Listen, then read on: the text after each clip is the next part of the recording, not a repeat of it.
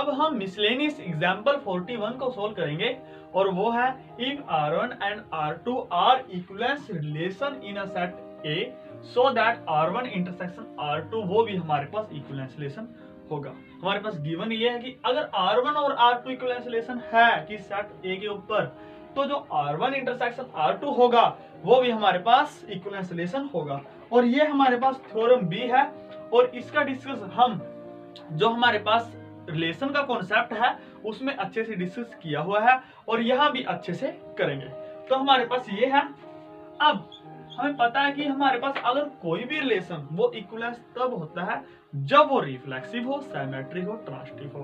तो हमने R1 intersection R2 को प्रूफ करना होगा कि ये रिफ्लेक्सिव है, सिमेट्रिक और ट्रांजिटिव है और ये बहुत ही ज्यादा इंपॉर्टेंट है। तो आप इसको कॉपी पेन के साथ अच्छे से समझिएगा। तो हमारे पास अगर हम कंसीडर करें लेट ए हमारे पास मेंबर है सेट ए का, तो देन जो ए कोमा ए वो बिलोंग्स करेगा R1 से एंड ए कोमा ए वो भी बिलोंग्स करेगा R से, R2 से। क्यों? क्योंकि जो हमारे पास R1 है वो गिवन है इक्विवेलेंस रिलेशन है और जो R2 है वो भी हमारे पास इक्विवेलेंस रिलेशन है। तो ये लिखेंगे as R1 and R2 are equivalence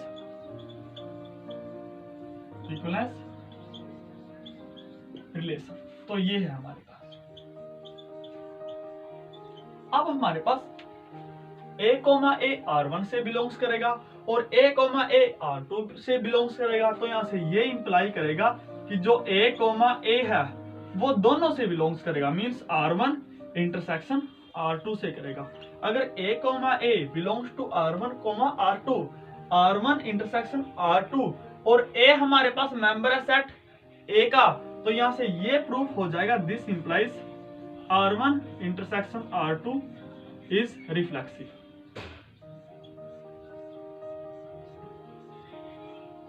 अब हम प्रूफ करेंगे कि जो ये है वो हमारे पास सिमेट्रिक होगा। तो इसके लिए अगर हम कंसीडर करें let A comma B be two member of a set A और वो हमने ऐसे लेने हैं सच दैट कि जो A कोमा B है वो मेंबर होगा हमारे पास R1 इंटरसेक्शन R2 का। और अगर हम ये प्रूव कर दें कि जो B कोमा A है वो भी मेंबर होगा R1 इंटरसेक्शन R2 का, तो यहां से ये प्रूव हो जाएगा कि ये जो रिलेशन होगा वो हमारे पास सिमेट्रिक होगा। तो अगर हमारे पास A comma B belongs to R1 intersection R2, तो this implies A comma B वो R1 से बिलोंग्स करेगा एंड A कोमा B वो हमारे पास R2 से बिलोंग्स करेगा। अब देखिए A comma B belongs to R1 and A comma B belongs to R2, this implies. अब देखिए जो R1 है वो इक्विवेलेंस रिलेशन है, इक्विवेलेंस रिलेशन है तो वो सिमेट्रिक होगा। तो यहां से ये होगा कि जो B कोमा A है वो भी मेंबर होगा हमारे पास R1 का एंड यहां पर भी B कोमा A वो मेंबर होगा हमारे पास R2 का। यहां लिख दीजिए as R1 and R2 are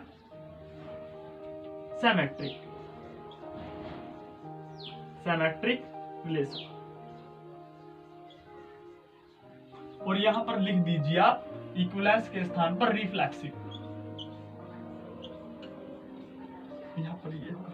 अब B comma A belongs to R1 and B comma A belongs to R2, तो यहां से ये इंप्लाई होगा this implies B comma A belongs to R1 intersection R2। और हम लेकर ये चले थे कि जो B comma A comma B है वो belongs to R1 and intersection R2, A comma B belongs to R1 intersection R2। और हमने ये प्रूव कर दिया कि जो B comma A belongs to R1 intersection R2, तो यहां से ये प्रूफ होगा R1 इंटरसेक्शन R2 इज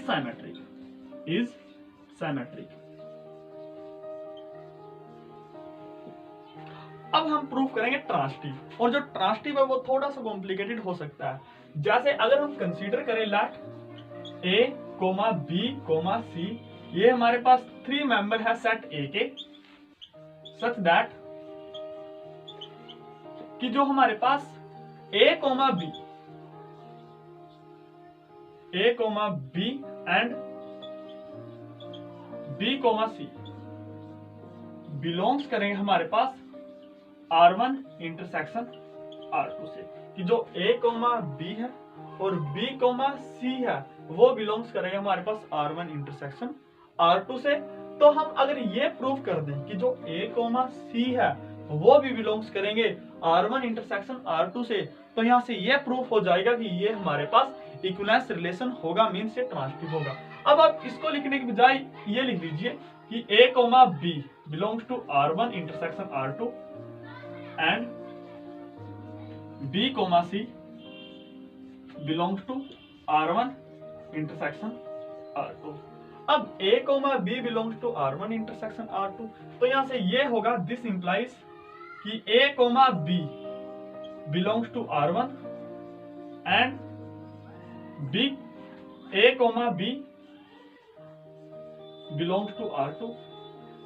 और इसी प्रकार यहां से होगा एंड कि जो B comma C belongs to R1 and B comma C belongs to R2, ये होगा हमारे पास।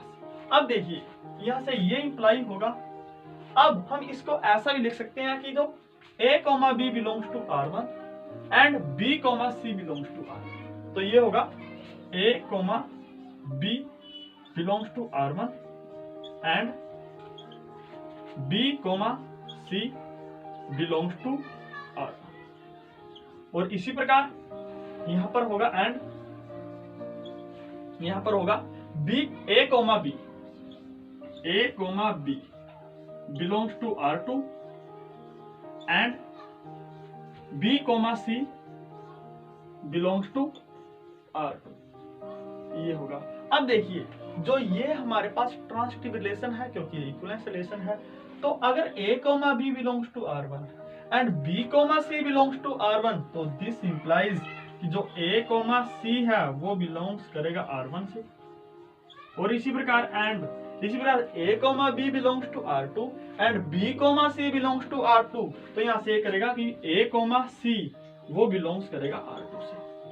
और आप यहाँ देख सकते हो कि जो A कोमा C वो R1 से बिलोंग्स कर रहा है और जो A कोमा C R2 से बिलोंग्स कर रहा है, this implies A comma C belongs to R1 intersection R2।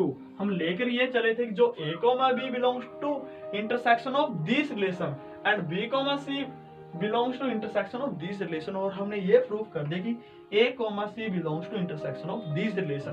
तो यहाँ से ये प्रूफ हो जाएगा कि R1 intersection R2 is transitive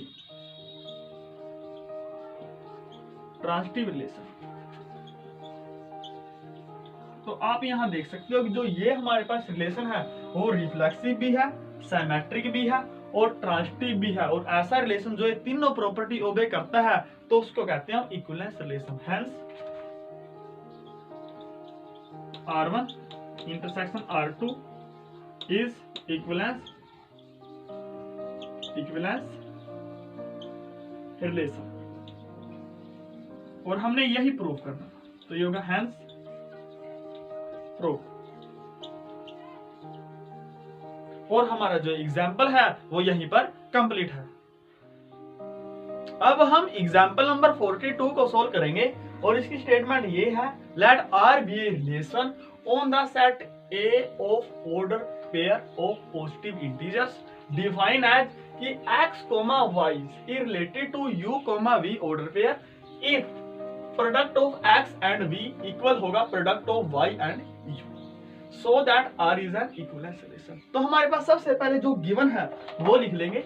जो हमारे पास गिवन है वो ये सेट A है, तो सेट A हमारे पास होगा वो n क्रॉस n होगा, मींस ऑर्डर पेयर होगा। और इसको हम ऐसा भी डिफाइन कर सकते हैं कि इसके जो अंदर जो एलिमेंट होंगे वो x, y होंगे, सच दैट कि जो x और y है वो मेंबर होंगे हमारे पास नेचुरल नंबर के। ये हमारे पास सेट A है। और इसी प्रकार जो रिलेशन R डिफाइन है वो x, y is related to u, v if and only if कि हमारे पास product of x and v, product of x and v equal होगा product of y and u, y and u. अगर आप इसको आसान तरीके से लिखना चाहो तो इसका मतलब ये है दैट इज कि आप मान लीजिए कि ये ऑर्डर पेयर है जो उसको इसको फर्स्ट नाम दे दीजिए इसको second, means first comma second, ये ऑर्डर पेयर रिलेटेड होगा third comma fourth, third comma fourth से, थर्ड कोमा फोर्थ से इफ एंड ओनली इफ अगर प्रोडक्ट होगा मींस एक्स और वी, एक्स हमारे पास फर्स्ट है और वी हमारे पास फोर्थ है, means first into fourth equal होगा, अब y हमारे पास सेकंड है और u हमारे पास थर्ड है, तो y इंटू हमारे पास होगा y हमारे पास सेकंड है और जो u है हमारे पास वो हमारे पास थर्ड है, तो ये होगा। अगर हमने ये प्रूफ करना हो, अगर हम ये प्रूव कर दे तो ये ट्रू होगा, अगर ये ट्रू है तो ये ट्रू होगा, इसका रिवर्स दोनों कंडीशन अप्लाई होंगी। अब देखिए, अब हमने सबसे पहले करना है रिफ्लेक्सिव प्रूफ। अब रिफ्लेक्सिव के लिए हम कंसीडर करेंगे let x, y belongs to set A और हम ये प्रूफ कर देंगे कि जो x, y है ऑर्डर पेयर वो खुद से ही रिलेटेड होगा, x, y order pair is related to x, y से। अगर हमने ये दिखाना है कि हमारे पास x, y is related to x, y, तो हमने बेसिकली प्रूफ क्या करना होगा, प्रूफ ये करना होगा कि फर्स्ट इंटू फोर्थ, और जो फर्स्ट है वो हमारे पास x है, इंटू फोर्थ हमारे पास y है, वो इक्वल होगा हमारे पास सेकंड इंटू थर्ड, और जो सेकंड है वो हमारे पास y है और ये हमारे पास थर्ड x है। तो हमने एक्चुअली में ये प्रूफ करना होगा, तो हम इसी प्रकार करेंगे एज डन। अब हम सभी जानते हैं कि जो हमारे पास x इंटू वाई होगा वो हमारे पास y इंटू एक्स के बराबर होगा, क्योंकि हमारे पास x भी नेचुरल नंबर है और y भी नेचुरल नंबर है। अगर हम कोई भी दो नेचुरल नंबर लें और उन दोनों का प्रोडक्ट करें तो वो इक्वल होगा first natural number into first natural number into second natural number equal second natural number into first natural number. आप कोई सा भी एग्जांपल ले सकते हो। अगर ये ट्रू होगा तो हमारे पास ये भी ट्रू होगा, तो यहां से ये इंप्लाई करेगा, दिस इंप्लाइज कि जो x, y होगा वो रिलेटेड होगा x, y से। और हमने अगर ये प्रूव कर दिया तो यहां से ये हो जाएगा, this implies r is reflexive, r is reflexive. अब हम ये प्रूव करेंगे कि जो r है वो साइमेट्रिक होगा, तो उसके लिए हम कंसीडर करेंगे साइमेट्री।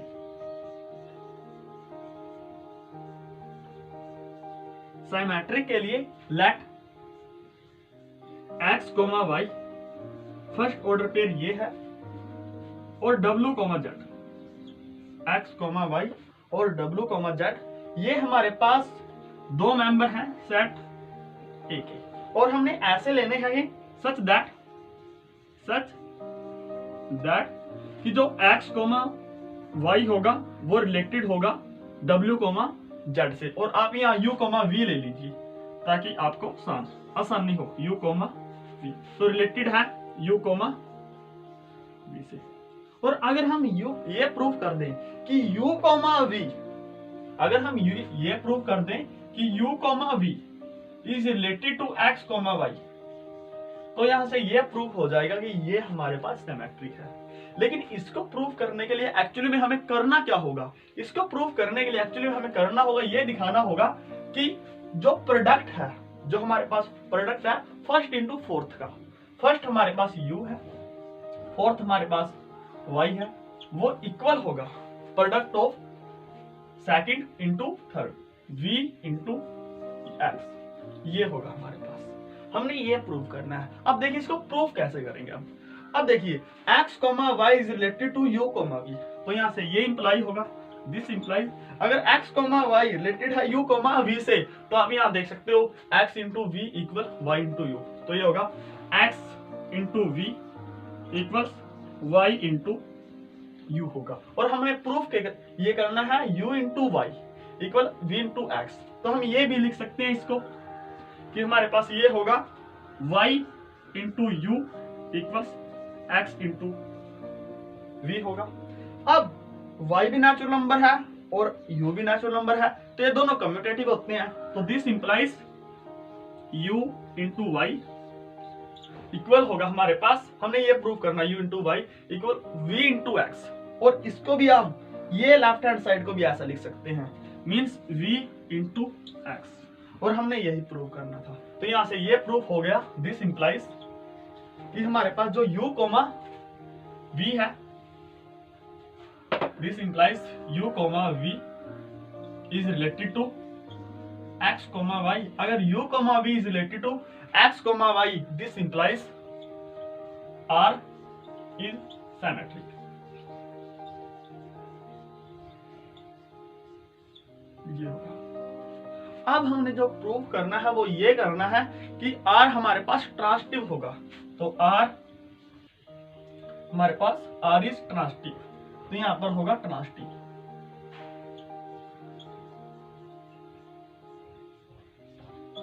तो ट्रांजिटिव के लिए हम लेकर ये चलते हैं लेट,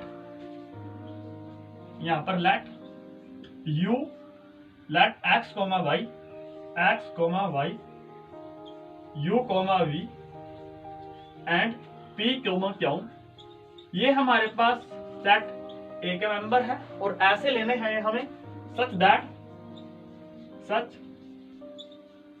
दैट कि हमारे पास जो x कोमा y है, x comma y is related to u comma v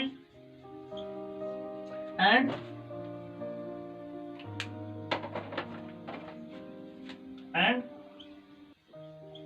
और हमारे पास जो u कोमा v है वो रिलेटेड होगा हमारे पास p कोमा q से। अब हमने एक्चुअली प्रूफ क्या करना होगा, हमने प्रूफ ये करना होगा कि जो x कोमा y है वो रिलेटेड होगा p कोमा q का। तो अब इसको प्रूफ कैसे करेंगे, देखिए अगर हमने ये प्रूफ करना है कि x comma y is related to p comma q, तो हमने बेसिकली ये प्रूफ करना होगा। अब आप ये फॉर्मूला लगाइए, first into fourth means x into Q, वो इक्वल प्रूफ करना है हमने सेकंड इंटू थर्ड, और जो सेकंड है y इंटू क्यू। अब हमने बेसिकली ये प्रूफ करना है, हमारे पास ये रिजल्ट आएगा, इससे हमें ये प्रूफ करना है कि ये ट्रू होगा। तो अब देखिए अगर x comma y is related to u comma v, तब क्या होगा, तब हमारे पास x इंटू v इक्वल होगा y इंटू u, ये सिंपल होगा। एंड इसी प्रकार अगर u comma v is related to p comma q, तो आप यहां से ये लगाइए, means first into fourth, first हमारे पास u है इंटू फोर्थ हमारे पास q है, वो इक्वल होगा second into third, second v है और जो थर्ड है वो हमारे पास p है। अब हमने इन दोनों इक्वेशन से ये प्रूव करना है। तो आप यहाँ देख सकते हो कि यहाँ पर ना ही तो v है और ना ही u है, तो हम इन दोनों इक्वेशन में से u और v को एलिमिनेट कर लेंगे, बस हमने ये काम करना है। तो आप यहाँ देखोगे दिस इंप्लाइज, अब आप एक काम कीजिए, जो y है उस साइड मल्टीप्लिकेशन में है तो इस साइड डिवाइड में ले आइए, और इसको भी इसी प्रकार डिवाइड में भेज दीजिए। तो x ओवर y ये इक्वल बचेगा हमारे पास u ओवर v एंड, और इसी प्रकार इसको इस साइड ले आइए तो ये होगा u ओवर v इक्वल होगा p ओवर क्या, ओके ये भी ऐसे होगा। अब देखिए u ओवर v ये भी है, u ओवर v ये भी है। अगर x over y equal u over v and p over क्या इक्वल u ओवर v, तो हम ये कह सकते हैं दिस इंप्लाइज कि x ओवर y इक्वल्स होगा p ओवर क्या, ओके। और दिस इंप्लाइज, अब देखिए क्या उस साइड जाकर मल्टीप्लिकेशन में होगा और y उस साइड जाकर मल्टीप्लिकेशन में होगा, तो this implies x into Q equal होगा y into p, y into हमारे पास x into Q equals y into p, y into p। और हमने एक्चुअली में ये प्रूव करना है, यहाँ पर p है क्योंकि यहाँ पर सेकंड इंटू थर्ड आएगा ना, तो यहाँ पर हमारे पास p होगा क्योंकि थर्ड हमारे पास p है। और आप देख सकते हो हमें यही प्रूव करना था। अगर यहाँ से ये प्रूफ हो गया, this implies r is transitive. तो आप यहां देख सकते हो कि जो R है वो हमारे पास रिफ्लेक्सिव भी है, सिमेट्रिक भी है और ट्रांसिटिव भी है। अगर हमारे पास कोई रिलेशन ये तीनों प्रॉपर्टी ओबे करता है तो हम कहेंगे दस R is equivalence relation.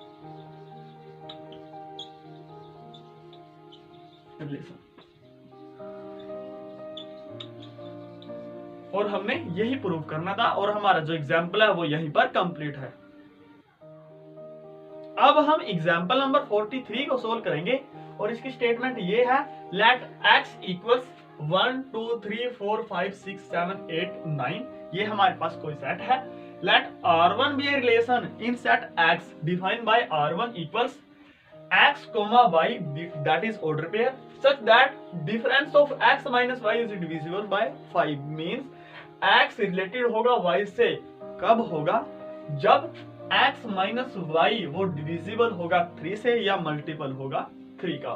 And R2 भी another relation on x defined bye जो R2 है वो हमारे पास है x, y सच दैट कि जो हमारे पास सेट x, y है वो सुपर सबसेट होगा 1 4 7 का, प्रॉपर सबसेट होगा 1 4 7 का, या फिर 2 5 8 का, या फिर 3 6 9 का। और हमने प्रूफ ये करना है कि R1 इक्वल्स R2 होगा, तो ये हमने प्रूफ करना है।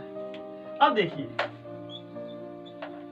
आप यहां देख सकते हो एज कि जो R1 है वो सबसेट है हमारे पास x क्रॉस x का, means Cartesian product of x cross s।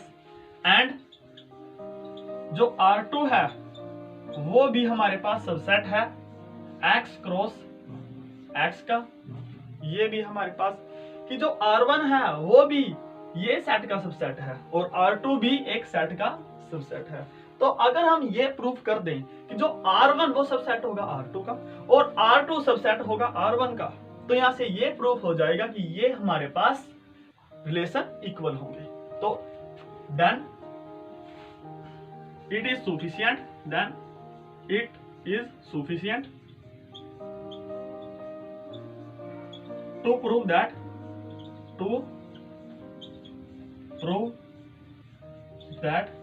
कि जो R1 है वो सबसेट होगा R2 का and R2 is a subset होगा R1 का। ये होगा। अब देखिए ध्यान से, लेट अगर हम x, y ये हमारे पास दो मेंबर है, ऑर्डर पेयर है। अगर ये मेंबर हो गए रिलेशन R के, means x is related to y in this relation R, तो इसका मतलब क्या होगा? इसका मतलब ये होगा कि इन दोनों का जो डिफरेंस है x minus y is divisible by 3, ये होगा। या फिर हम ये कह सकते हैं कि x minus y is multiple of 3, multiple of 3। अब अगर x minus y is multiple होगा 3 का, तो आप यहां देख सकते हो, तो जो ये हमारे पास सेट होगा x, y वो सबसेट होगा हमारे पास 1 4 7 का, 1 4 7, क्योंकि आप देख सकते हो कि जो इन दोनों का 1 और 4 का डिफरेंस है वो भी 3 है, 4 और 7 का डिफरेंस है वो भी 3 का मल्टीपल है, और जो 1 और 7 का डिफरेंस है वो भी 3 का मल्टीपल है। या फिर जो x, y होगा वो सबसेट होगा हमारे पास 2 5 8 का, 2, 5, 8 एंड, या फिर जो x, y होगा वो हमारे पास सबसेट होगा 3 6 9 का। तो आप यहां देख सकते हो कि जो x, y या तो इस सेट में बिलोंग्स करेगा, या इस सेट में बिलोंग्स करेगा, या इस सेट में बिलोंग्स करेगा। अगर ऐसा होगा तो आप यहां देख सकते हो कि जो ये होगा x, y होगा वो हमारे पास रिलेशन R2 का होगा। जो x, y है वो एलिमेंट होगा R2 का। क्यों? क्योंकि जो x, y ऑर्डर पेयर है R2, ये रिलेशन है कि x, y x is related to y if and only if अगर सेट x कोमा y होगा वो सबसेट होगा इस सेट का या इस सेट का या इस सेट का। तो आप यहां देख सकते हो जो x कोमा y है, अगर x माइनस वाई मल्टीपल होगा 3 का, तो x कोमा y जो सेट है हमारे पास या तो इसका सबसेट होगा या इसका सबसेट होगा या इसका सबसेट होगा। अगर x कोमा y इसका सबसेट होगा तो x comma y belongs to R2। तो आप यहां देख सकते हो दिस इंप्लाइज कि जो R1 is a subset of R2, क्योंकि हम लेकर ये चले थे कि जो x कोमा y है वो मेंबर है R1 का, और हमने प्रूफ ये कर दिया कि जो x कोमा y है वो मेंबर है R2 का। तो यहाँ से ये प्रूफ हो गया कि जो R1 है वो सबसेट है R2 का। इसी प्रकार हम सेकंड प्रूफ कर सकते हैं। तो यहाँ पर लेट कि जो हमारे पास a कोमा b है वो मेंबर है हमारे पास R2 के। तो यहाँ से ये होगा दिस इंप्लाइज कि जो सेट a कोमा b होगा वो सबसेट होगा हमारे पास 1,4,7 का, या फिर x comma y is a member of is a subset of 2, 5, 8, या फिर a comma b is a subset of 3, 6, 9 का। अब आप यहां देख सकते हो कि अगर a कोमा b इसका सबसेट है, a कोमा b इसका सबसेट है या a कोमा b इसका सबसेट है, तो आप यहां देख सकते हो कि जो इन दोनों का डिफरेंस है, अगर हम इन कोई भी हमारे पास ये 3 नंबर है और इन में से कोई भी हम 2 नंबर पिक करें उनका डिफरेंस करें तो वो हमेशा 3 का मल्टीपल होगा। तो this implies a minus b is divisible bye is multiple of 3 is multiple of. अगर a माइनस बी मल्टीपल होगा 3 का तो हम ये भी कह सकते हैं कि a minus b is divisible by 3।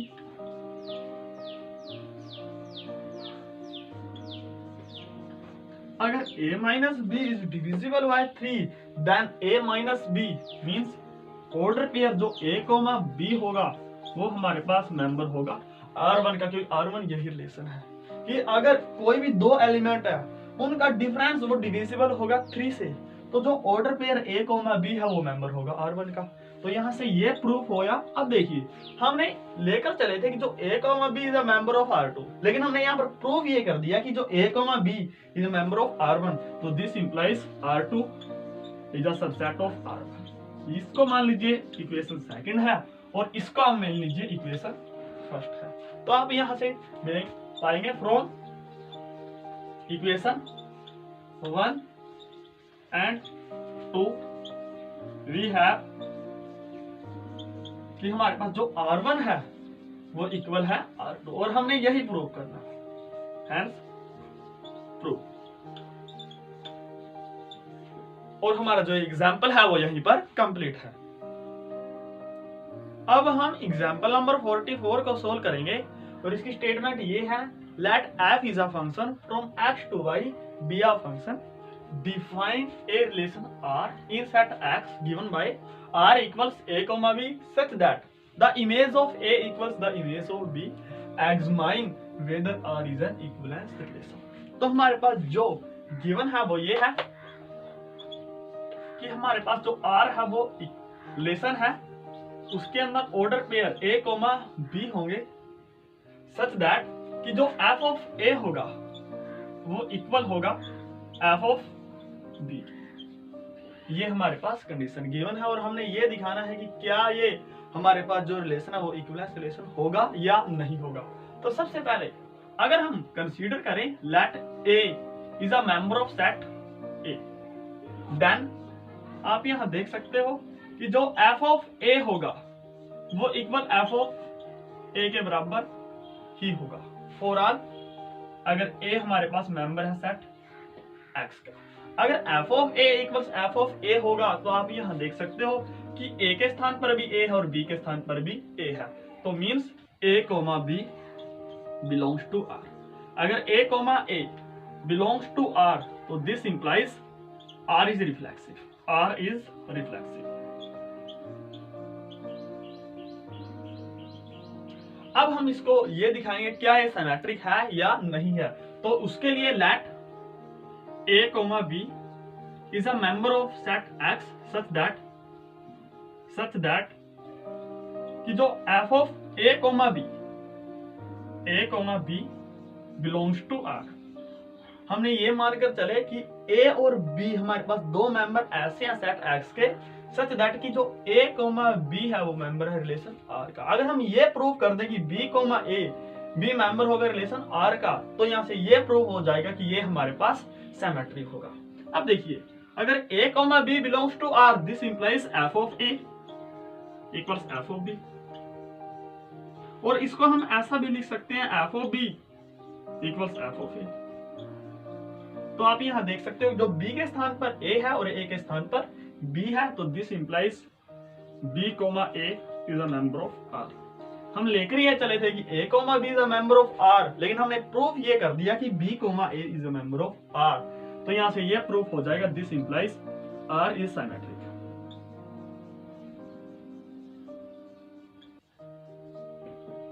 अब हम चेक करेंगे क्या ये ट्रांजिटिव होगा। तो ट्रांजिटिव के लिए लेट अगर हम a, b, c is a member of X set such that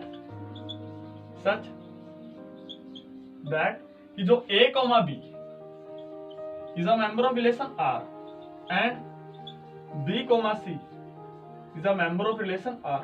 अगर हम ये प्रूव कर दें कि जो a, c है वो भी मेंबर है R का, तो यहाँ से ये प्रूव हो जाएगा कि ये हमारे पास ट्रांजिटिव होगा। तो अगर a, b is related to R, this implies f of a equal होगा f of b के, एंड और यहां से ये होगा f of b इक्वल्स होगा f of c के। अब आप यहां देख सकते हो जो f of b f of a f of b के बराबर है और f of c भी f of b के बराबर है, तो this implies f of a equals होगा f of c के। तो आप यहां देख सकते हो कि a के स्थान पर तो a है लेकिन b के स्थान पर c है। This implies a, b related to R, a, c is related to R। और हम लेकर ये चले थे a, b is a member of R and b, c is a member of R, लेकिन हमने प्रूफ ये कर दिया कि a, c is also member of R। तो this implies R is transitive. R is transitive. तो आप यहां देख सकते हो कि ये हमारे पास रिफ्लेक्सिव भी है, ये हमारे पास सिमेट्रिक भी है और ये हमारे पास ट्रांजिटिव भी है। तो from equation from 1, 2 and 3 it follow that R is equivalence relation, R is equivalence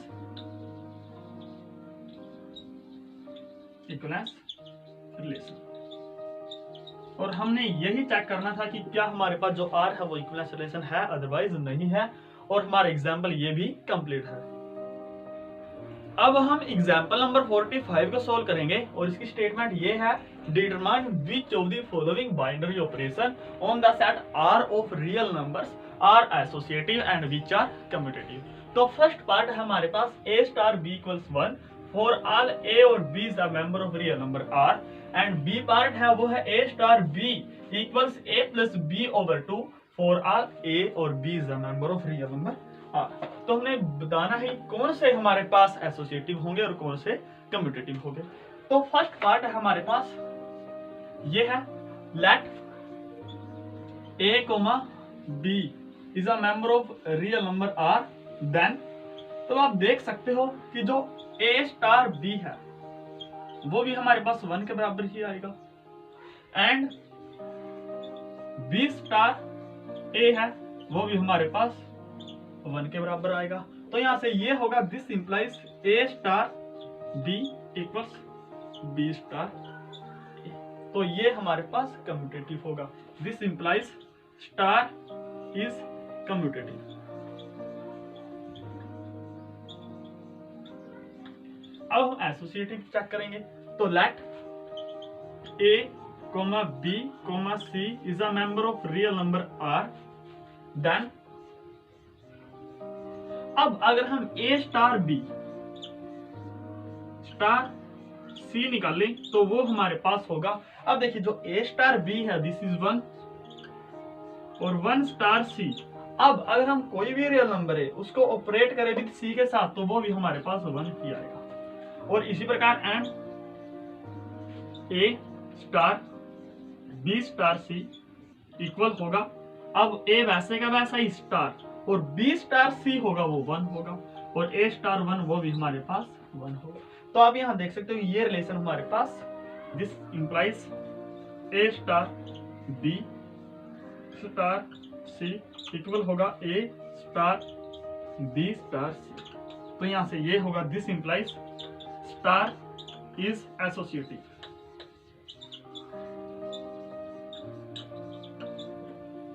अब हम नेक्स्ट चेक करेंगे जो हमारे पास सेकंड है वो ये।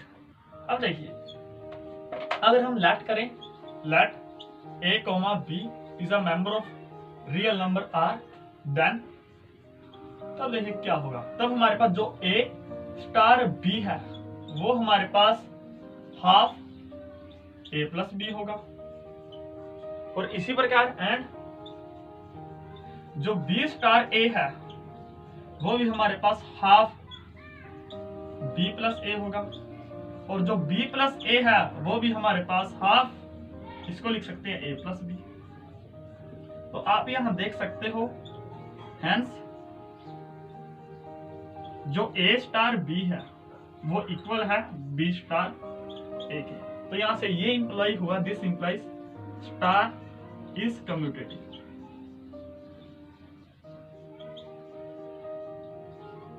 अब हम चेक करेंगे क्या स्टार एसोसिएटिव है। तो उसके लिए let a, b, c is a member of real number r then तब हमारे पास अगर a स्टार b करें और फिर इसको ऑपरेट करें c के साथ तो इक्वल होगा। अब देखिए a स्टार b ये होगा हाफ a प्लस b और इसको अब हमने ऑपरेट करना है c के साथ तो स्टार c। तो अब होगा हमारे पास ये, अब ये ट्रीट होगा एज अ ए, ये ट्रीट होगा बी, तो ये होगा हाफ और यहां पर होगा ए और ए है जो वो है हाफ ए प्लस बी और प्लस बी है वो हमारे पास सी है। तो ये हमारे पास होगा जो ए स्टार बी स्टार सी वो हमारे पास होगा। इसको सोल्व करेंगे तो 1/2 इंटू 1/2 आएगा बाहर और अंदर बचेगा a plus B plus 2c, a plus B plus 2c और ये होगा हमारे पास 1/4 a plus B plus 2c। अब अगर हम a star b star c निकालें तो वो हमारे पास होगा a स्टार और जो b स्टार c होगा वो होगा हाफ b प्लस c। अब हमारे पास ये ट्रीट होगा एज अ a और ये टोटल ट्रीट होगा एज अ b। तो हमारे पास ये होगा हाफ ब्रैकेट a प्लस और जो b है वो हमारे पास है हाफ b प्लस c ये होगा। अगर हम इसको सोल्व करें तो ये होगा हाफ इंटू हाफ आएगा बार और यहाँ होगा 2a plus b plus c और ये होगा 1/4 2a plus b plus c। तो आप यहाँ देख सकते हो कि ये हमारे पास अलग है और ये हमारे पास अलग है। तो यहाँ से ये हुआ hence a star b star c equal नहीं है a star b star c। अगर ऐसा होगा तो हम ये कहेंगे this implies star is not associative और हमने यही चेक करना था कि ये हमारे पास एसोसिएटिव है या नहीं है। अब आप यहाँ देख सकते हो कि ये हमारे पास जो फर्स्ट है वो कम्यूटेटिव भी है एसोसिएटिव भी है, लेकिन यहाँ पर हमारे पास सिर्फ कम्यूटेटिव है एसोसिएटिव नहीं है और हमारा एग्जाम्पल यहीं पर कंप्लीट है। अब हम एग्जाम्पल नंबर 46 को सोल्व करेंगे और इसकी स्टेटमेंट ये है find the number of all 1 1 function from a set this to itself. तो हमारे पास जो इसका एक फॉर्मूला होता है, इसका जो फॉर्मूला होगा, अगर हमारे पास कोई सेट ए है और f इज अ फंक्शन है, f is a function from set a to set b, where जहां जो number of element in set a वो हमारे पास अगर m है और number of element in set b वो हमारे पास अगर n है, तो हमारे पास जो number of one function from set a to b होंगे number of one function from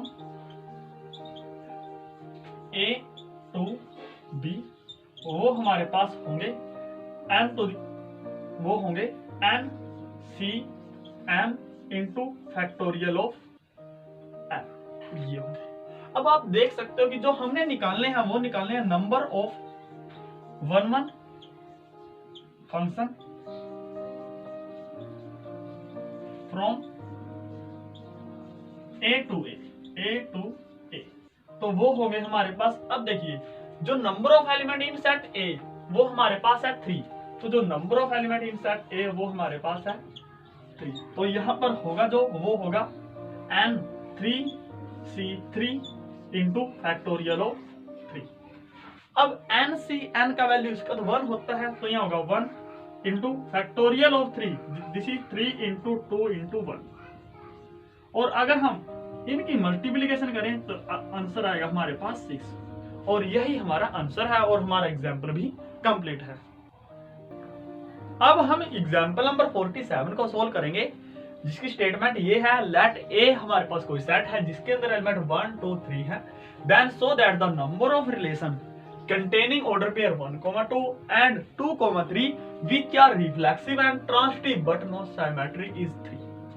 कि हमारे पास जो रिलेशन है, अगर वो आर रिलेशन हमारे पास वो रिफ्लेक्सिव और ट्रांसिटिव दोनों हैं, और उसके अंदर जो एलिमेंट है ऑर्डर पेयर है वो 1, 2 है और 2, 3 है, तो ऐसे रिलेशन होंगे जो वो हमारे पास ओनली 3 हो सकते हैं, पॉसिबल है जो वो 3 हो सकते हैं। अगर हम अगर ए क्रॉस ए निकालें, सबसे पहले हम ए क्रॉस ए निकालेंगे, क्योंकि अगर हमारे पास कोई भी रिलेशन है तो वो सबसेट होगा ए क्रॉस ए का। तो अगर हम ए क्रॉस ए निकालें तो वहां पर होगा 1, 1, इसी प्रकार 2, 2, 3, 3 हमारे पास होगा 1, 2, 2, 3 और 2, 1, 3, 2 और होगा हमारे पास 1, 3, 1, ये होगा। अब हमारे पास जो ओनली पॉसिबल ऑर्डर पेयर है वो, अब देखिए जो कार्डिनलिटी ऑफ ए सेट वो 3 है, तो ए क्रॉस ए के अंदर जो एलिमेंट होंगे वो 9 होंगे, 1 2 3 4 5 6 7 8, तो हमारे पास एक और बचेगा और ये बचेगा हमारे पास 3, 1, ये बचेगा। तो आप देख सकते हो कि जो हमारे पास ये पॉसिबल ऑर्डर पेयर होंगे वो 9 होंगे। अब देखिए, अब आप इसके ऐसे सबसेट बनाइए कि जो रिफ्लेक्सिव और ट्रांसिटिव तो हो लेकिन साइमेट्रिक नहीं हो। तो सबसे पहले हमारे पास R1 होगा जो, अब देखिए अगर वो हमारे पास रिफ्लेक्सिव है, कोई भी सेट हमारे पास रिलेशन रिफ्लेक्सिव है, तो उसके अंदर 1, 1 तो होगा ही, 2, 2 और 3, 3 ऐसे होंगे हमारे पास, ये तो होगा। अब वो हमारे पास कंटेन होना चाहिए 1, 2 और 2, 3, तो 1, 2 और 2, 3 ये हमारे पास सभी रिलेशन की कंडीशन है कि ये हमारे पास गिवन होने चाहिए, क्योंकि ये रिफ्लेक्सिव होगा तो ये कंटेन करेगा, और गिवन है कि ये और ये कंटेन होना चाहिए। अब जो ये रिलेशन है वो रिफ्लेक्सिव तो हो गया लेकिन ट्रांसिटिव नहीं होगा, तो ट्रांसिटिव बनाने के लिए हमें 1, 2 बिलोंग्स टू 2, 3, तो हमारे पास यहाँ पर होगा जो 1, 3 भी बिलोंग्स करेगा। तो ये हमारे पास फर्स्ट रिलेशन हो गया, जो हमारे पास रिफ्लेक्सिव और ट्रांसिटिव तो है लेकिन हमारे पास सिमेट्रिक नहीं है। अगर हम सेकंड बनाएं तो ये होगा हमारे पास 1, 1 2, 2 3, 3 यहाँ पर 1, 2 और 2,3 1,3, ये तो हमारे पास होगा ही। अब हमारे पास सिमेट्रिक नहीं होना चाहिए, तो सिमेट्रिक के लिए अगर हम यहाँ पर 1 और 3,1 ऐड कर दे तो आप देखोगे कि ये हमारे पास रिफ्लेक्सिव तो है। अब हमें टेस्ट करना है कि क्या ये ट्रांजिटिव है। अगर ये ट्रांजिटिव नहीं होगा तो हमें इसको हटाना पड़ेगा। तो आप देखिए 1,2 बिलोंग्स करेगा, 2,3 भी बिलोंग्स करेगा और 1,3 भी बिलोंग्स करेगा। अब देखिए आप यहाँ पर 3,1 बिलोंग्स करेगा और 1,2 बिलोंग्स करेगा। क्या यहाँ पर 3,2 बिलोंग्स करेगा? अब देखिए 3,1 यहाँ पर बिलोंग्स कर रहा है, इसी प्रकार 1,2 यहाँ पर बिलोंग्स कर रहा है। तो क्या यहाँ पर 3,2 बिलोंग्स करेगा? तो यहाँ पर 3,2 तो बिलोंग्स नहीं करेगा। अगर हम यहाँ पर 3,2 और एडिंग कर दे तो यहाँ पर 3,2 ये एडिंग हो गया। अब ये भी कंडीशन सेटिस्फाई करेगा। अब देखते हैं कि क्या कोई कंडीशन रह गई है। अगर हमारे पास 3,2 है और हमारे पास 2,3 है तो आप यहाँ देख सकते हो जो 3,3 है वो भी बिलोंग्स करेगा। अब आप यहाँ देख सकते हो कि ये जो रिलेशन है वो भी हमारे पास रिफ्लेक्सिव भी है और ट्रांजिटिव भी है। आप ये टेस्ट कर सकते हो। इसी प्रकार अगर हम अनदर टेस्ट करें, जो पॉसिबल ऑर्डर पेयर होगा R3 वो हमारे पास होगा 1,1 2,2 3,3 1,2 और 2,3 ये है हमारे पास और 1,3 ये है। अब हमने इसके अंदर ऐड करना है, क्योंकि अगर हम इसके अंदर 2,1, अब देखिए जो इसके अंदर एलिमेंट है वो 2 4 6 8 है। अगर हम इसके अंदर 2,1 ऐड कर देते तो जो ये सेट है, जो ये रिलेशन है वो हमारे पास सिमेट्रिक भी हो जाता। तो इसी कारण हमने ये नहीं किया। अब इसके अंदर हमें ऐसा करना है कि ये हमारे पास सिर्फ और सिर्फ रिफ्लेक्शन हो, ये हमारे पास रिफ्लेक्सिव और ट्रांजिटिव हो, सिमेट्रिक नहीं हो। तो अगर हम यहाँ पर 2,1 और ऐड कर दे तो आप देखेंगे कि ये रिफ्लेक्सिव तो है, ये ट्रांजिटिव है 1,2 2,3 1,3 और अगर हम ले 1,2 और यहाँ पर 2,1 भी है, 2,1 भी है, तो आप देख सकते हो जो 1,1 भी बिलोंग्स करेगा। मींस पॉसिबल ऑर्डर पेयर ये भी बन सकता है। तो हमारे पास अनदर इसके अलावा और दूसरा नहीं बनेगा। क्यों? क्योंकि अगर हम यहाँ पर अनदर मान ले कुछ भी एडिंग करें तो इसके अलावा पॉसिबल ऑर्डर पेयर बन ही नहीं सकते हैं। तो ये तीन हमारे पास सेट है, रिलेशन R1 R2 R3, जो हमारे पास रिफ्लेक्सिव है, ट्रांजिटिव है, लेकिन हमारे पास सिमेट्रिक नहीं है। Hence 10 possible relation is R3 which are reflexive and transitive but not symmetric.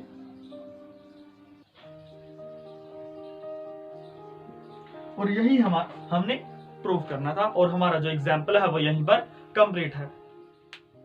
अब हम एग्जाम्पल नंबर 48 को सोल्व करेंगे और इसी स्टेटमेंट ये है, so that the number of equivalence relation in the set this containing 1,2 and 2,1 is 2, कि हमारे पास जो रिलेशन होगा जिसके अंदर जो ऑर्डर पेयर 1,2 और 2,1 होना चाहिए और जो सबसेट होगा A क्रॉस A का, और वो रिलेशन हमारे पास इक्विवेलेंस रिलेशन होना चाहिए, तो वो कितने होंगे ये है।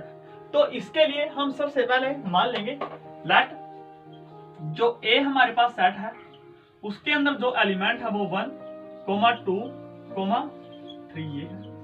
अब हम निकालेंगे ऑर्डर पेयर, और जो ऑर्डर पेयर है वो A क्रॉस A होगा, वो इक्वल होगा अब यहाँ पर आप पॉसिबल ऑर्डर पेयर सभी लिख लीजिए, और जो पॉसिबल ऑर्डर पेयर होगा वो 1,1 होगा, 1,2 होगा, 2,3 होगा, 3,2 होगा, हमारे पास 2,1 होगा, और यहाँ पर 1,3 होगा, 1,3 होगा, 3,1 होगा, यहाँ पर 2,2 होगा, और 3,3 होगा। ये हो गए, और हमारे पास जो ऑर्डर पेयर वो 9 होने चाहिए। तो 1 2 3 4 5 6 7 8 9, तो यहाँ पर ये हमारे पास पॉसिबल ऑर्डर पेयर है। अब हम जो निकालेंगे वो निकालेंगे रिलेशन आर, और जो रिलेशन आर होगा वो हमारे पास रिफ्लेक्सिव होगा, और रिफ्लेक्सिव के अंदर हमारे पास 1,1 2,2 और 3,3 ये होने ही चाहिए। तो ये होगा जो वो होगा 1,1 2,2 3,3 ये होना चाहिए, और गिवन ये है कि 1,2 और 2,1 भी होना चाहिए। तो 1,2 और 2,1 ये भी होना चाहिए, ये होगा हमारे पास। अब आप देख सकते हो कि ये हमारे पास जो रिलेशन है वो रिफ्लेक्सिव तो है, क्योंकि 1,1 2,2 और 3,3 है। ये सिमेट्रिक भी है, क्योंकि 1,2 बिलोंग्स करेगा, 2,1 भी बिलोंग्स करेगा। क्या ये ट्रांजिटिव होगा? तो आप देख सकते हो कि अगर हमारे पास 1,2 और 2,1 है, अब देखिए ये A है हमारे पास, ये B है, ये B है और ये C है। तो आप देख सकते हो अगर A, B belongs to relation and B, C is also belongs to relation, तो आप यहाँ देख सकते हो जो 1,1 है मींस A, है 1 है वो भी बिलोंग्स करेगा इस रिलेशन R1 से। तो ये रिलेशन होगा जो वो हमारे पास रिलेशन इक्विवेलेंस रिलेशन होगा। अब देखिए अगर हम R2 बनाए तो हमारे पास रिफ्लेक्सिव के लिए 1,1 2,2 3,3 तो होना ही पड़ेगा, और इसके अंदर 1,2 और 2,1 भी होना पड़ेगा, ये होगा। अब देखिए अब इसमें हमने ऐसा ऐड करना है कि ये इक्विवेलेंस रिलेशन ही रहे। तो इसके लिए अगर हम 2,3 ऐड कर दें तो ये हमारे पास A, B belongs to set, B, C belongs to set, तो हमारे पास A, C भी होना चाहिए, तो 1,3 भी होगा। अब ये ट्रांजिटिव हो गया, लेकिन हमारे पास ये जो रिलेशन होगा वो सिमेट्रिक नहीं रहा। क्यों? क्योंकि अगर 2,3 बिलोंग्स टू सेट तो 3,2 भी बिलोंग्स करना चाहिए। तो 2,3 अगर बिलोंग्स टू सेट तो 3,2 भी सेट से बिलोंग्स करना चाहिए, और इसी प्रकार अगर 1,3 बिलोंग्स टू दैट सेट तो 3,1 भी हमारे पास बिलोंग्स करना चाहिए। तो आप यहाँ देख सकते हो कि 1 2 3 4 5 6 7 8 9, तो ये हो गया। तो ये हमारे पास हो गया जो रिलेशन वो इक्विवेलेंस रिलेशन हो गया, और वो इसके इक्वल ही है। तो जो ये R1 है, R1 तो हमारा प्रॉपर सबसेट है A क्रॉस A का, लेकिन जो R2 है वो हमारे पास A क्रॉस A के इक्वल ही है, और जो ये दोनों रिलेशन है वो हमारे पास इक्विवेलेंस रिलेशन है।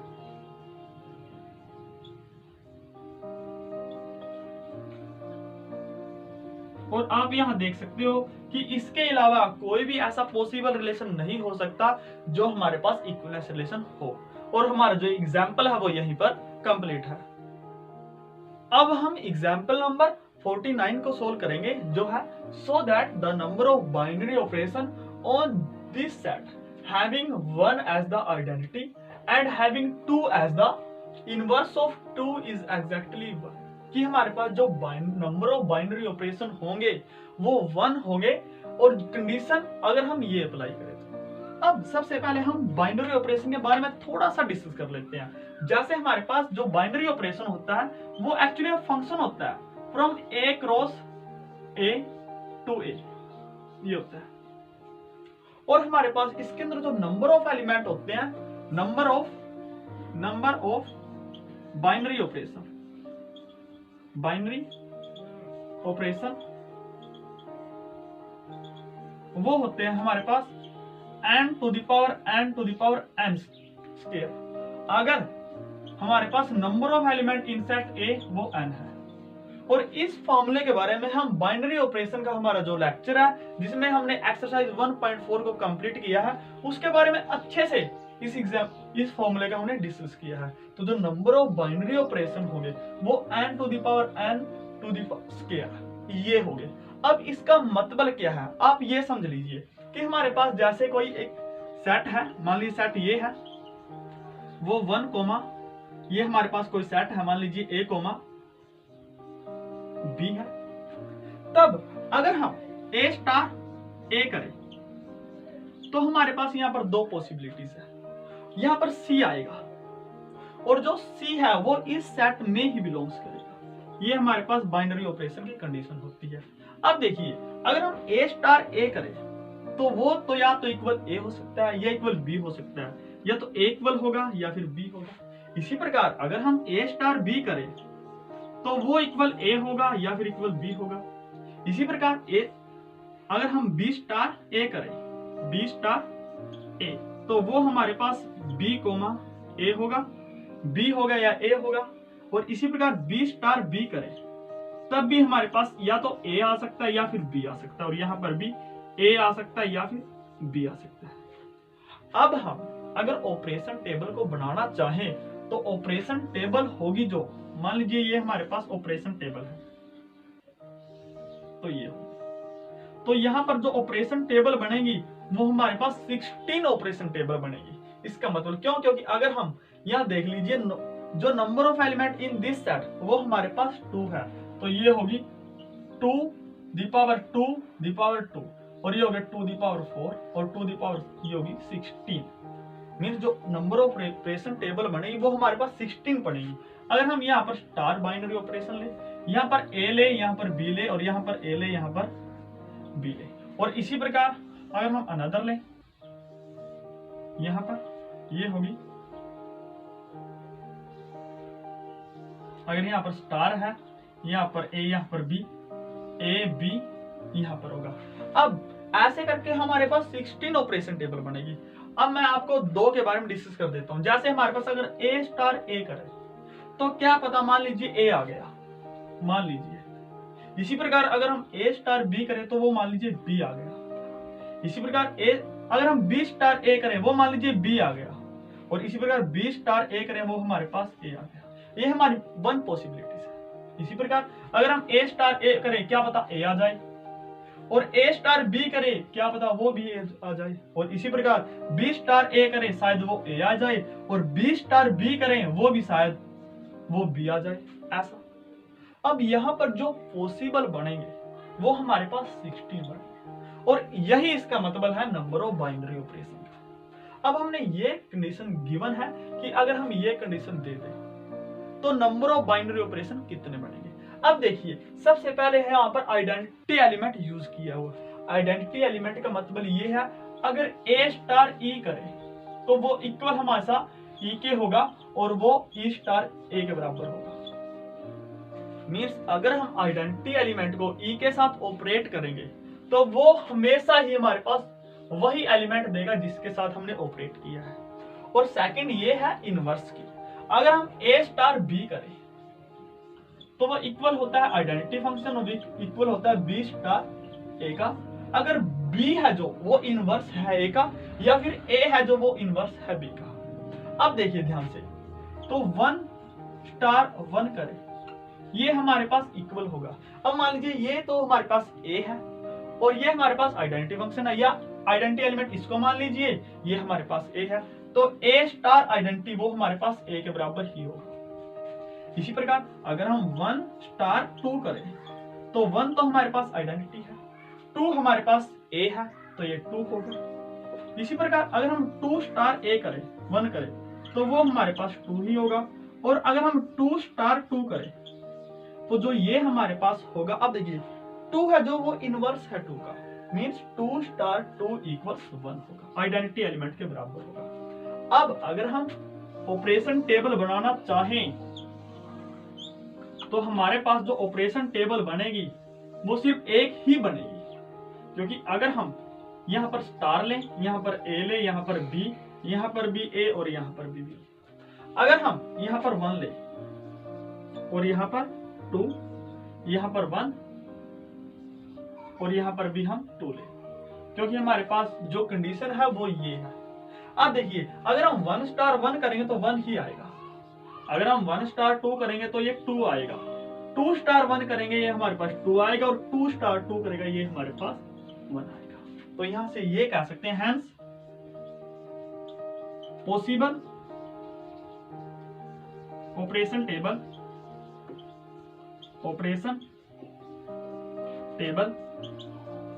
with given condition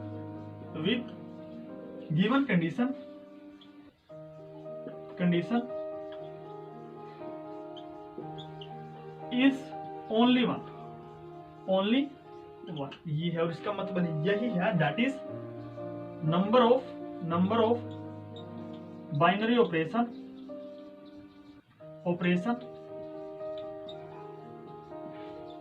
with given condition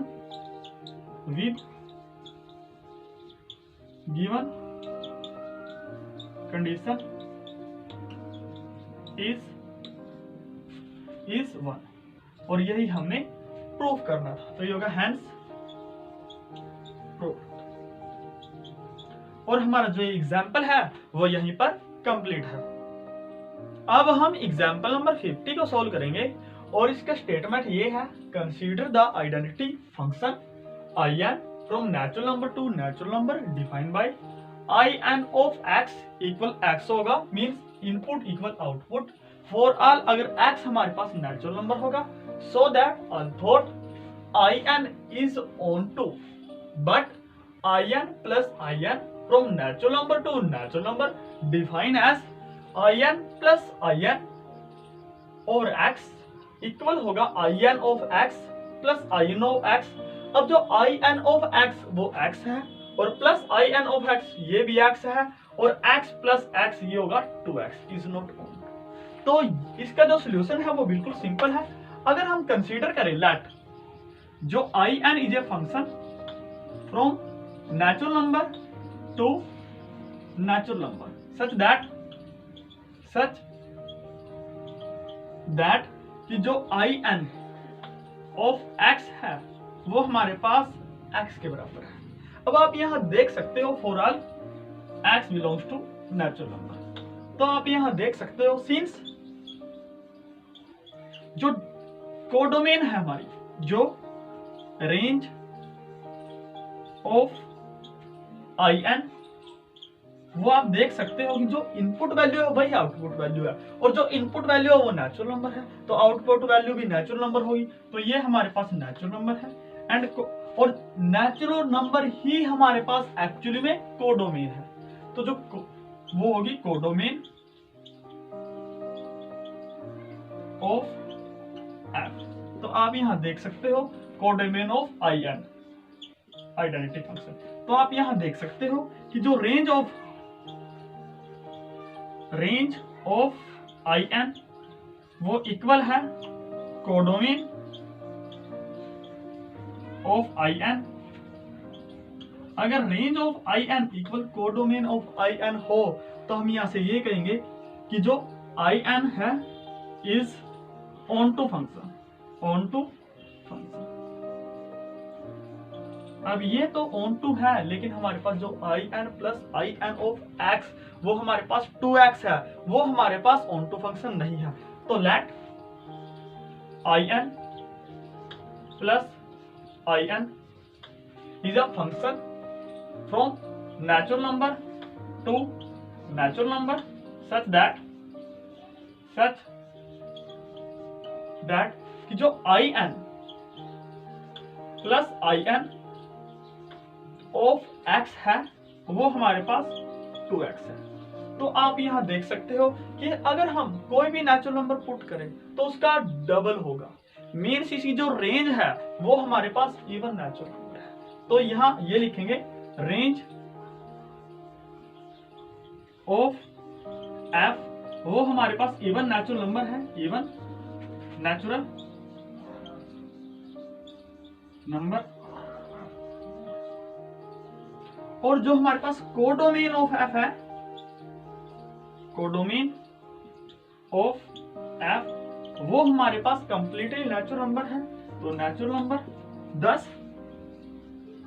जो रेंज ऑफ एफ है, जो रेंज ऑफ एफ इक्वल नहीं है कोडोमेन ऑफ एफ, कोडोमेन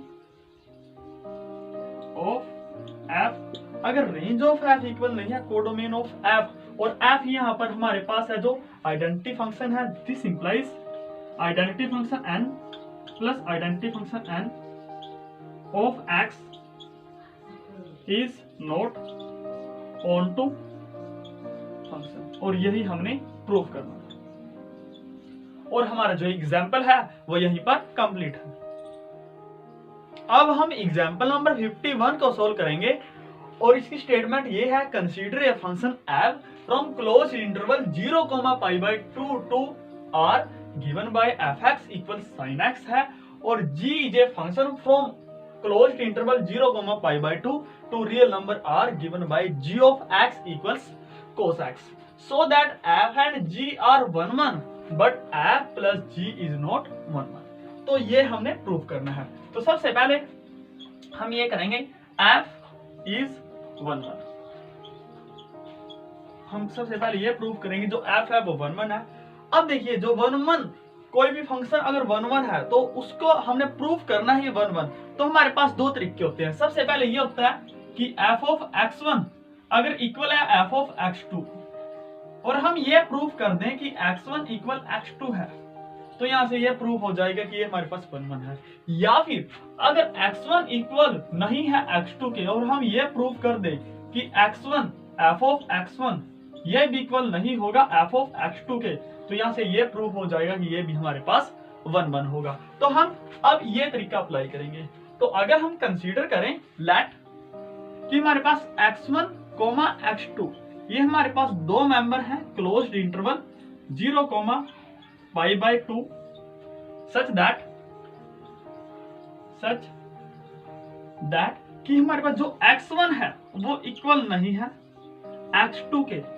तो आप यहां देख सकते हो कि जो साइन ऑफ x1 होगा वो भी इक्वल नहीं होगा साइन ऑफ x2 के, और जो साइन ऑफ x1 है वो एक्चुअली में f ऑफ x1 है। ये होगा f ऑफ x1 इक्वल नहीं है f ऑफ x2 के। अगर x1 इक्वल नहीं है x2 के, और हमने ये प्रूव कर दिया कि f ऑफ x1 इक्वल नहीं है f ऑफ x2 के, this implies f is 1। f is 1। इसी प्रकार हम ये प्रूव करेंगे कि जो g है वो भी हमारे पास 1 है। तो उसका भी हमने यही तरीका सोल्व करेंगे। Let x1, x2 belongs to closed interval 0,π/2 such that कि जो x1 है वो इक्वल नहीं है x2 के। अगर x1 नहीं है इक्वल x2 के, तो यहां से ये होगा जो cos x1 है वो इक्वल नहीं होगा cos x2 के, और ये इस इंटरवल के अंदर है सिर्फ, दिस इंप्लाइज, और जो cos x1 है वो f ऑफ x1 होगा, इक्वल्स नहीं होगा f ऑफ x2 के। और आप यहां देख सकते हो कि जो f ऑफ x1 अगर नहीं है इक्वल f ऑफ x2 के, अगर हम कंसीडर ये करके चले थे, दिस इंप्लाइज ये g1 है, तो ये g ऑफ, और यहां पर भी g है, तो यहाँ g इज 1। g is 1। अगर हम कंसीडर करें ये फंक्शन, तो ये होगा लेट जो f plus g of x है वो हमारे पास होगा cos x, ये होगा sin x plus cos x, sin x plus cos x। अब देखिए अगर हम मान करें लेट कर लें, लेट x इक्वल्स 0 है, तो यहां से ये होगा f plus g of 0 equal होगा sin 0 प्लस cos 0, और आपको पता है जो sin 0 है वो 1 होगा, और जो sin 0 है वो 0 होगा, और cos 0 1 होगा। तो यहां से ये होगा f plus g of 0 equals 1 होगा। इसी प्रकार अगर हम कंसीडर करें let pi by 2, let x equals pi by 2, तो आप यहां देखोगे कि जो f plus G of pi by 2 होगा वो हमारे पास होगा sine pi by 2 plus cos pi by 2,